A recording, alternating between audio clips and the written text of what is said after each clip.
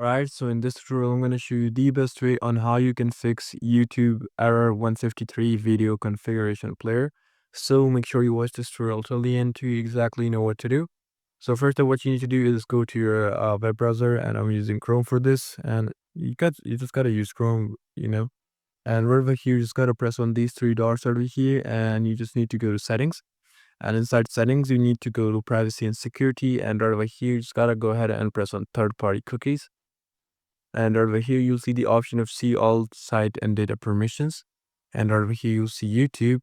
So what you need to do is just delete YouTube like cookies. So just simply need to delete it like this, and simply delete whatever needs to be deleted.